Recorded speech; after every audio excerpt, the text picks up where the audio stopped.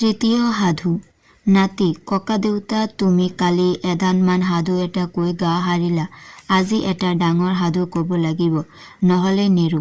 ককা, বাৰু শুন, আজি ডাঙৰ সাধুকে ক'ম। বৰ চোৰ। কোনো এখন দেশত কিছুমান চোৰ আছিল। সিহঁতৰ ভিতৰত এটা সকলোতকৈ অঘাইতং চোৰ আছিল। সেই চোৰটোক তাৰ লগৰীয়া সৰু আন চোৰে বৰ চোৰ বুলি মাতিছিল। তাৰ এটা পুতেক আছিল। সিও সেই বিদ্যাত বাপেকৰ সমনীয়া হৈছিল। বাপেকে এদিন ভাবিলে, মই মৰিলে মোৰ পুৱে মোৰ নাম ৰাখিব পাৰিব নে নোৱাৰে, এই কথাৰ প্ৰমাণ চাবলগীয়া হ'ল। ইয়াকে ভাবি এদিন সি পুতেকক ওচৰলৈ মাতি আনি সুধিলে, বোপাই মোৰ আজিকালিকৈ আয়ুস টুটি আহিবলৈ ধৰিছে, পাছে তই জানো মোৰ পু বুলি চিনাকি দিব পাৰিবি আৰু বংশৰ নাম ৰাখিব পাৰিবি?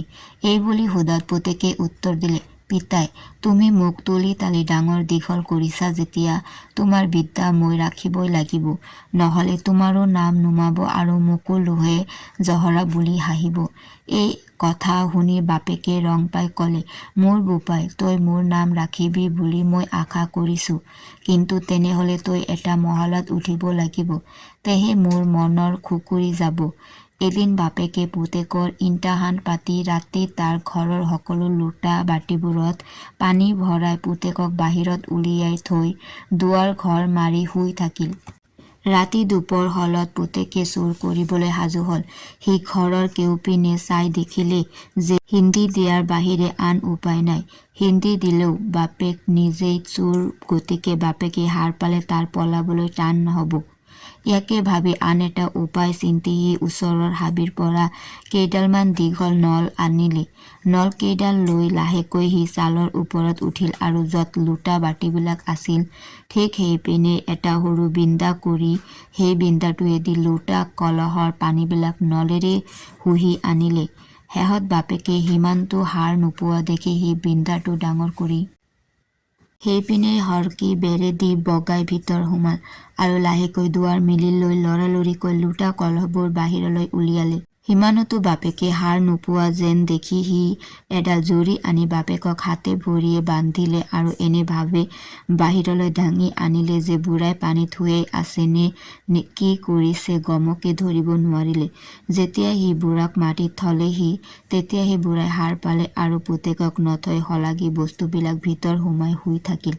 এইদৰে বাপেক পুতেকে নিজ বৃত্তি চলাই মেলি অনেক দিন আছে। এদিন বাপেক পুতেক দুয়ো ৰজাৰ ঘৰত ৰাণীৰ অলংকাৰ চুৰ কৰি আনিবলৈ মন কৰি হিন্দী দিলেগৈ। বহুত আঁতৰৰ পৰা সিহঁতে হিন্দীটো লৰালৰিকৈ খানি নি ৰাণী শুই থকা পালেঙৰ তলত ওলালগৈ। বাপেক পুতেক দুয়ো পালেঙৰ তলৰ পৰা চাই দেখিলে যে বেটী দুজনীৰ টোপনি আহিছে, চাকিটো তেল নাইকিয়া হৈ নুমাব লগা হৈছে। ৰাণীয়েও টোপনিত ঘূৰ ঘূৰাব লাগিছে, ইফালে পালি পহৰীয়াও নাই। এনেতে বাপেকে পালেঙৰ তলৰ পৰা ওলাই ৰাণীৰ গাৰ অলংকাৰবিলাক সুলুকাই আনি পুতেকৰ হাতত দিলে, কিন্তু ডিঙিৰ হাড়ধাৰ থাকি গ'ল। সেই দেখি পিছৰবাৰ সেই হাড়ধাৰ আনিবলৈ গৈ সি ৰাণীৰ ডিঙিত হাত দিওঁতে ৰাণীয়ে সাৰ পাই কোন কোন বুলি উঠিল। এনেতে চোৰক মোৰে পালে। পালি পহৰীয়াও জাপ মাৰি একে খেদাতে তাৰ ওচৰ পালেহি। বুঢ়া হাৰিবৰ উপক্ৰম কৰি হিন্দীত সোমাওঁতেই তাৰ ঠেংটোতে সিহঁতে ধৰি পেলালে। যেতিয়া সিহঁতে তাৰ ঠেঙত ধৰিলে পুতেকে বহুত কথা ভাবি চিন্তি বুঢ়াৰ মূৰটো কাটি লৈ গুচি গ'ল। ৰজাৰ মানুহে ঠেঙত ধৰি বুঢ়াক টানি আনি চাই দেখে তাৰ মূৰটো নাই, কেৱল গাদুঘৰহে আছে। সেইবাবে চোৰটো কোন ঠিক কৰা টান হ'ল। সেই মুহূৰ্ততে ৰজাক সকলো বিক্ৰান্ত জনোৱা হ'ল। ৰজাই তেতিয়াই তেওঁৰ কটুৱালহঁতক মাতি আনি পাচিলে যে তহঁত দিহা দিহি যা, কত মানুহে কান্দে কত মানুহে খৰি দিয়ে তাৰ ভু লহক, যতে মানুহক খৰি দিয়া দেখ বা যতে মানুহক কন্দা শুন, তাৰ পৰা সিহঁতক মোৰ গুৰিলৈ ধৰি আনিবি। সেই কথা শুনি কটুৱালবোৰ দিহা দিহি গ'ল। ইফালে বৰচোৰৰ পুতেকে বাপেকৰ মূৰটো কাটি আনি মাকক সকলো বিক্ৰান্ত ক'লে। মাকে সেই কথা শুনি কান্দিবলৈ ৰাউচি ধৰোঁতে পুতেকে মাকৰ ভৰিত দীঘল দি পৰি ক'বলৈ ধৰিলে, আই এতিয়া মই পিতৃবধি, তুমি যদি চিঞৰি চিঞৰি কান্দা তেনেহ'লে ৰজাৰ মানুহে শুনি লৰি আহিব আৰু মোক নথৈ শাস্তি কৰি মাৰিব। তাকে চাই তুমি যদি কান্দা।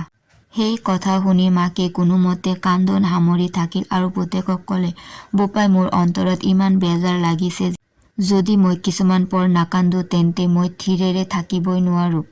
পুতেকে মাকক বুজাই ক'লে যে কান্দিবৰ অনেক সময় আছে আৰু যদি কান্দিবই লাগে দেখা শুনাকৈ কন্দাই ভাল। এইদৰে দুয়োৰে বেজাৰ দুয়োতে থৈ পিছদিনা পুৱা মাকে এযোৰ গাখীৰ গুড়, একঠামান চকুৱা চাউল লৈ ভাৰখন পাতি আগতে পুতেকৰ কান্ধত ভাৰখন দি পাছে পাছে ছোৱালী খুজিবলৈ ওলাই যোৱাৰ চলেৰে যাবলৈ ধৰিলে। এনেতে পুতেক পিছলি পৰিল আৰু গাখীৰ গুড়ৰ কলহ দুটা ভাগিল। মাকে সেইবাবে পুতেকক মাৰিলে আৰু ইয়াকে চেলু লৈ দুয়ো হুৰাওৰাৱে কান্দিবলৈ ধৰিলে। ইফালে ৰজাৰ কোতোৱালে কান্দোন শুনি আহি কন্দাৰ কাৰণ সোধাত জানিব পাৰিলে যে কোনো মানুহ মৰাৰ কাৰণে সিহঁতে কন্দা নাই, সিহঁত দুখীয়া মানুহ, গাখীৰ গুড় ভগাতহে সিহঁতে কান্দিছে। সেই দেখি কোতোৱালহঁতৰ মৰম লাগি মাক পুতেকক কৰি দুৱৰা দি থৈ গুচি গ'ল। পাছদিনা তিলনি পৰিল, কিন্তু বাপেকক তেতিয়ালৈকে খৰি দিয়া নহল। পুতেক বিবুদ্ধি, খৰি দিবই নোৱাৰি, ৰজাৰ কোতোৱালি ধৰিব ভাবি চিন্তি সি বুদ্ধি উলিয়ালে যে খৰি দিয়াৰ লগে লগে পিণ্ডৰো দিহা কৰিব লাগে। ইয়াকে ভাবি সি হাবিৰ মাজলৈ বাপেকৰ মূৰটো লৈ গল। বহুত কাঠৰ তলত মূৰটো থলে আৰু ওপৰত দুটা চৰুত মগুমাহ জহা চাউল দি তলত জুই জ্বলাই দিলে। যেতিয়া মূৰত জুই লাগিলগৈ মানুহ পোৰাৰ গোন্ধ চাৰিওপিনে ওলাই গল। গোন্ধ পাই কোতোৱালহঁত লৰি আহিল। আহি সিহঁতে দেখিলে যে তাত মানুহ পোৰা নাই, এক সন্যাসীয়ে গাত ছাই সানি ভাং হুপি জুইৰ ওচৰতে বহি আছে। সিহঁতে সন্যাসীক ভক্তিভাৱে সেৱা কৰিলে। সন্যাসীয়েও সিহঁতক অভয় দি ওচৰলৈ মাতিলে আৰু ভাং খুৱাই ভোল নিয়াই প্ৰসাদ খাবলৈ দিলে। যেতিয়া বাপেকৰ মূৰ পোৰা শেষ হল তেতিয়া সিহঁতক সন্যাসীয়ে সেই ভাতকে খুৱাই পঠিয়াই দিলে। ইয়াৰ পিছত পুতেকে ঘৰলৈ গুচি আহি মাকৰ আগত সকলো বিক্ৰান্ত ভাঙি কলত মাকৰ আনন্দ মিলিল। আকৌ বাপেকৰ কাজৰ সময় হলহি। তাৰ নিমিত্তে সি সকলো দিহা পোহা কৰিলে আৰু মাহৰ শেষত ৰাতি কাজ পাতিবলৈ ঠিক কৰিলে, কিয়নো ৰজাৰ পুৰোহিতজন কুকুৰীকণা। সি কাজৰ দিনা ৰাতি গৈ বামুণক কান্ধত লৈ আহিলগৈ। বামুণৰ ঘৰৰ পৰা বৰচোৰৰ ঘৰলৈ আহোঁতে এখন সৰু নৈ আৰু এটা গড় পাৰ হব লাগে। সি সেই নৈ আৰু গড় দুয়োটাকেই বামুণক 7 বাৰকৈ পাৰ কৰালে আৰু তাৰ হাতোটা নাম বামুণৰ আগত কলে। তাৰ পিছত ঘৰ পাই সি বামুণৰ হতুৱাই কাজ কৰাই বৰণত ৰজাঘৰীয়া অলংকাৰবোৰ দি বামুণক আকৌ কান্ধতকৈ লৈ আনি ৰজাৰ বৰচৰাতে বহুৱাই থৈ গুচি গল। পিছদিনা ৰাতিপুৱাই আকৌ সি গৈ বৰচৰাতে এচুকত পেট পেলাই পৰি থাকিলগৈ। ৰাতিপুৱা চৰাই মানুহবিলাক উঠি দেখে যে ৰজাৰ পুৰোহিতে চোৰে নিয়া ৰজাঘৰীয়া অলংকাৰবোৰ পিন্ধি ৰজাৰ চৰাত বহি আছে। এই খবৰ গৈ ৰজাৰ কাণত পৰিলগৈ। ৰজা লৰালৰিকৈ আহি দেখে যে কথা সঁচা।